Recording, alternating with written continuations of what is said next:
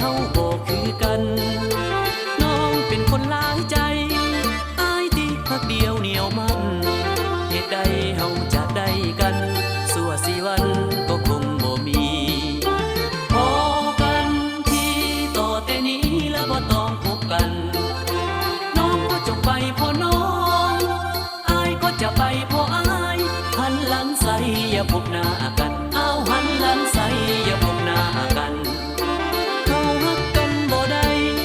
ฮักไปก็บ่มีทางน้องเป็นคนใจน้อยน้อยเดียวก็หวังเดินห่างให้อายเอาแต่ใจนางบ่มีทางฮักอย่างมันเดียวพอกันที่ต่อแต่นี้แล้วบ่ต้องพบกันน้องก็จงไปพอน้องอายก็จะไปพออายหันหลังใส่อย่าพบหน้ากันเอาหันหลังใส่อย่าพบหน้ากันสาวฮักกันเถิดน้องบ่ต้องฮักอีกต่อไปฮักกันไปเฮ็ดหยังแยกทางไปหาเอาใหม่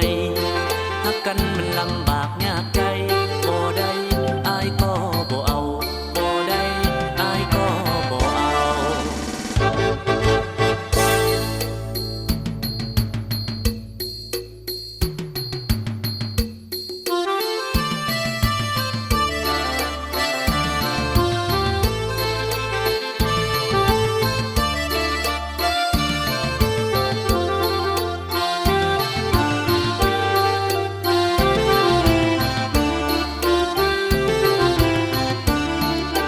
พอ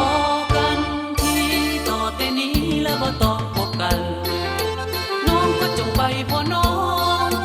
อายก็จะไปพออายหันหลังใส่อย่าพบหน้ากันเอาหันหลังใส่อย่าพบหน้ากันสาวฮักกันเถิดน้องบ่ต้องฮักอีกต่อไปฮักกันไปเฮ็ดหยัง